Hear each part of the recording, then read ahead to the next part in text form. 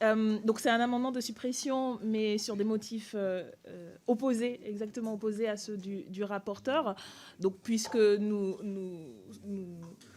opposons à la prolongation du régime d'exception calqué sur l'état d'urgence qui permettrait au gouvernement d'activer et le pass sanitaire et d'instaurer des confinements et couvre-feux territorialisés. Et une des expressions qui nous semblent particulièrement criantes en fait du manque de cohérence et surtout la conséquence du manque de planification que nous appelons de nos voeux depuis le début de la crise,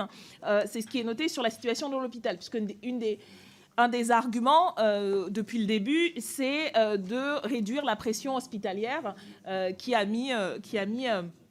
les soignants, je cite l'avis du conseil scientifique, dans un état d'épuisement. Et le conseil notait ainsi qu'un recours déjà important et en augmentation aux heures supplémentaires à l'intérim, avec malgré tout un pourcentage important de lits fermés, chiffré à environ 20% et touchant tous les secteurs de soins, mais aussi à un moindre degré les services de pédiatrie. Donc on a là la principale argumentation pour un certain nombre de mesures restrictives de liberté était pour préserver et protéger l'hôpital et les soignants. Or,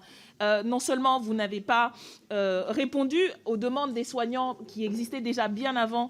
la crise, qui portaient sur l'état de l'hôpital public, mais vous avez continué à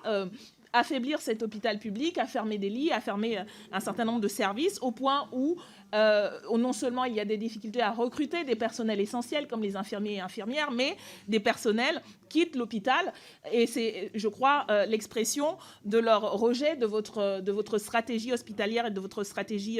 sanitaire. Vous avez continué, y compris encore dernièrement dans les débats sur le financement de la sécurité sociale, à mener une politique austéritaire en pleine pandémie. Et pour nous, c'est l'expression de votre échec et des raisons pour lesquelles nous ne souhaitons pas vous donner les pouvoirs exorbitants que vous requérez. Et nous souhaitons la suppression de cet article.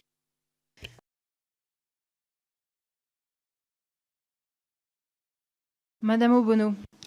Oui, nous sommes également opposés à cet article et cet amendement en reprenant les propos de nos collègues qui montrent en fait la contradiction, c'est-à-dire que allez jusqu'au bout de votre logique et rendez obligatoire le vaccin, sinon toute votre argumentation ne tient pas. Et effectivement, les enfants sont un public particulièrement vulnérable, mais ça peut être vrai pour les autres publics vulnérables. Et dans ce cas, il faut aller au bout et rendre obligatoire. Ce que vous ne faites pas, vous instaurez un pass sanitaire qui est une forme d'obligation qui ne dit pas son nom. Et donc, je crois qu'il y a un problème de fond, de méthode, et donc, notamment par rapport aux écoles, alors qu'il y a des alternatives à ces restrictions et ces contraintes et ces remises en cause du secret médical et de droits fondamentaux. Nous avons, depuis le début de la crise, proposé, notamment sur les écoles, le fait d'instaurer systématiquement les demi-jauges, de fonctionner par roulement, que dans toutes les classes et dans toutes les écoles, il y ait des capteurs de CO2. Il y a aujourd'hui des modalités qui permettraient effectivement d'assurer la protection des enfants, mais aussi de l'ensemble des adultes qui sont dans la communauté éducative et que vous ne vous êtes jamais donné les moyens de les mettre en œuvre en accent tout uniquement sur le vaccin dont on sait qu'il a un certain nombre de limites. Il est utile et nous sommes en faveur d'une véritable campagne vaccinale, pas celle que vous mettez en œuvre, mais à mettre d'une certaine manière tous les œufs dans le même panier, on en arrive à ces contradictions qui sont en fait des espèces de contorsions législatives et qui risquent, et je l'espère, la censure parce que effectivement il y a là une manière d'essayer de forcer la main, de faire une obligation sans l'assumer.